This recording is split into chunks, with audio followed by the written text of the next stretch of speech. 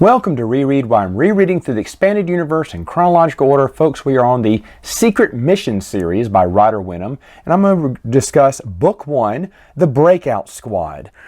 This one is a lot different than I remembered. It's still good, I just forgot a lot of things. First off, I thought that Nuru had named all of the clones, and he did not. The clones got their own names at the very beginning. Which was a nice process to see. They were brand new. They were told to start giving each other or finding out nicknames for people to call them, so they can't call them by their designated number, which is good.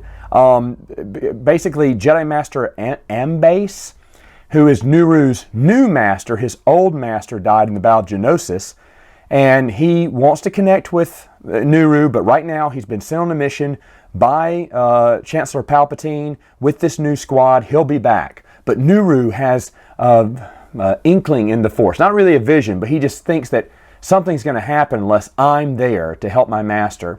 So he sneaks on board. Nuru is really good at Jedi mind tricks. I mean, really good for a Padawan. That must be his specialty, I guess, because he's mind tricking everyone in this series. But he mind tricks his way past the clones to get on board to the ship. Of course, the ship I believe it's sabotaged, and it crash lands on the planet. Ambos, or whatever his name is, gets captured, and Nuru and the other clone troopers escape. And of course, they have to make their way through all the dangers of the planet to kind of get back to trying to save his master, find out what happened to his master on this planet.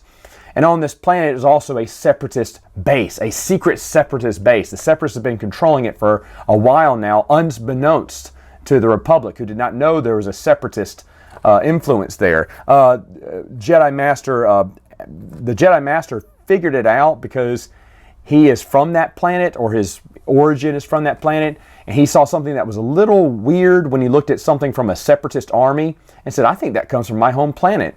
Now, for whatever reason, of course, Darth Sidious has something to do with this plot, and everything is going according to plan the whole time, even though I don't think we know what the plan is at the end. I forgot how much Cad Bane was in this series too. I knew he was in it, I thought just the first book, but he's in all four of these. That was another one that I couldn't believe. And he's okay. I mean, right now he's pretending to help, and I mean he is, helping Nuru and his squad, and at the same time, he's going in there to kidnap the Jedi Master. But he doesn't tell Nuru that. He just hands him, he said, hey, here's his lightsaber, but we don't know where he went. All the while, Cad Bane has him tucked away. He broke him out of the prison and tucked him away on his ship to deliver him to Count Dooku, which was fine, but I thought that's all we saw of Cad Bane. And no, he makes little appearances in all of these books. There's a great joke in here where they say, what happens if they come by or whatnot? And of course, Cad Bane and whoever he's with says, lock the door and hope they don't have blasters. Nice little call back to A New Hope, which hasn't happened yet, but that was kind of funny. Another funny thing was the clones, they're brand new. They don't know how to do camouflage yet, I guess. They get these sacks of manure. They empty out the manure and just put on the sacks and pretend to be farmers. And Nuru's like, okay, that's a great idea. And so he puts on a sack, but it stinks, you know. And so they keep talking about it stinking. It's raining, it's wet, and they stink still. Well, when they get into town, they meet who will eventually become one of their friends, Lola Gunn. And she goes, what are you guys supposed to be? We're farmers. She went, you're not from this planet, are you? And Nuru's like, how do you know? He went, well, first off, there's no one blue-skinned with red eyes anywhere here. And Nuru's like, oh yeah. And then he goes, and then the clones are like, and all your clones do farmers, no, she didn't say clones, but she said, do farmers wear armor underneath a sack of manure? And the clones are like, yeah, I guess this wasn't that good of a disguise. I thought that was pretty funny. Now, this is a children's book. You can't take it too seriously here. But it really, as a children's book goes, it flows well. It's made for kids. But, of course, Ryder Wenham is going to make it enjoyable the whole time. These were easy reads. Not once did I kind of get frustrated or bored. The story flows really fast. And surprisingly, you can read these. You can knock them out in a little over an hour each. And I just don't remember being able to read it so fast. But I think that's because the story moves really well. And you really start to enjoy it. Now, another thing I totally forgot. Sharp. who is with them the whole time, is not really in the first adventure. He only joins them afterwards. You know, when the clones kind of reunite, Sharp's there. He goes, I'm going to join Breakout Squad with you. And I was thinking, oh, I thought Sharp was with them the whole time. No, he's an integral part of the story as it moves along, but he's not in that first adventure. The series also introduces Cleaver, who is a reformatted Separatist battle droid, and he's a fun character.